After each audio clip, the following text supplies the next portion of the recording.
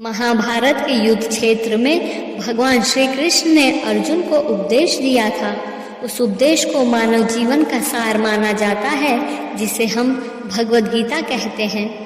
भगवान ने ब्रह्मांड को इस तरह से बनाया है कि हमारा जीवन एक दूसरे पर निर्भर है। यदि हम आपसी सहयोग में रहते हैं और अपने कर्तव्यों का पालन करते हुए दूसरों के अधिकारों की रक्षा करते हैं, तो हमारे अपने अधिकार स्वयं सुरक्षित हो जाते हैं और प्रकृति भी सभी ज़रूरतों को पूरा करती है। आइए सीखते हैं भगवद गीता से 5 लाइफ मैनेजमेंट के सूत्र। कर्म के प्रति उदासीन ना होना। कोई भी मनुष्य बिना कर्म किए एक क्षण भी जीवित नहीं रह सकता।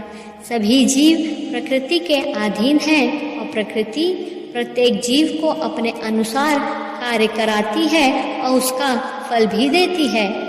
बुरे परिणामों के डर से यदि हम सोचते हैं कि हम कुछ नहीं करेंगे, तो यह हमारी मूर्खता है। खाली बैठना भी एक प्रकार का कर्म है, जिसके परिणाम स्वरूप हमारी आर्थिक हानि, असफलता और समय की हानि होती है।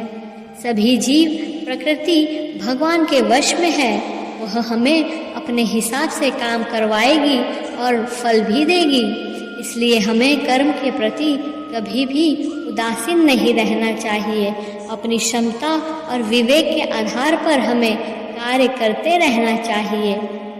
अपने धर्म का पालन करें। शास्त्रों में बताए अपने धर्म के अनुसार ही कर्म करो, क्योंकि कर्म न करने से कर्म करना उत्तम है और कर्म न करने से तुम्हारा शरीर गुजर बसर भी नहीं कर पाएगा।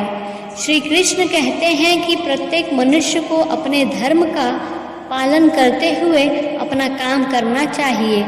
उदाहरण के लिए, एक छात्र का धर्म ज्ञान प्राप्त करना है और एक सैनिक का कर्तव्य देश की रक्षा करना है।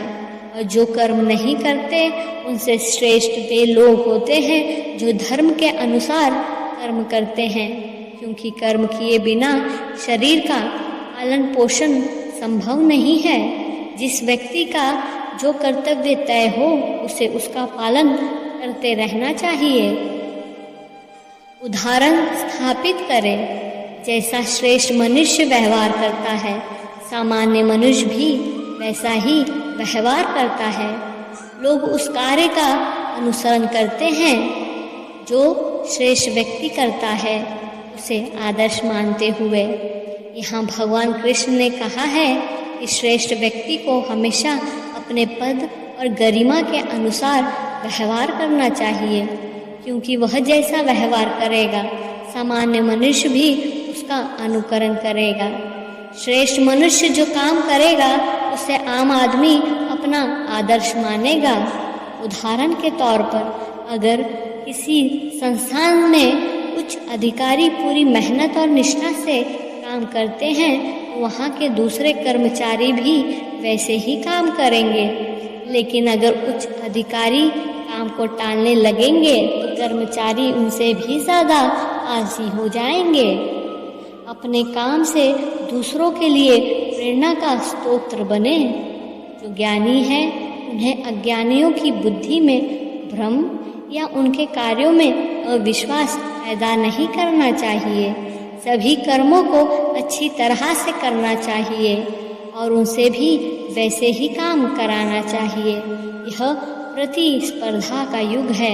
यहाँ हर कोई आगे बढ़ना चाहता है।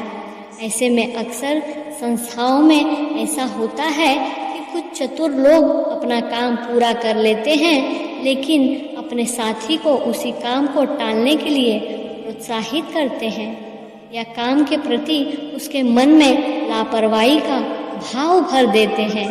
सबसे श्रेष्ठ इंसान वो होता है जो अपने काम से दूसरों के लिए प्रेरणा का स्रोत बनता है। संस्थान में उसी का भविष्य सबसे ज़्यादा उज्जवल भी होता है। जैसे को तैसा।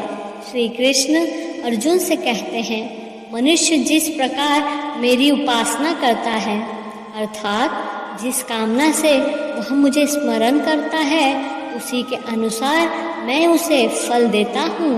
हर कोई हर तरह से मेरे रास्ते पर चलता है। इस श्लोक के माध्यम से भगवान कृष्ण बता रहे हैं कि संसार में जो मनुष्य दूसरों के प्रति जैसा व्यवहार करता है उसी प्रकार दूसरे भी उसके साथ वैसा ही व्यवहार करते हैं। उदाहरण के लिए जो मोक्ष प्राप्त करने के लिए भगवान को याद करते हैं उन्हें मोक्ष की प्राप्ति होती है।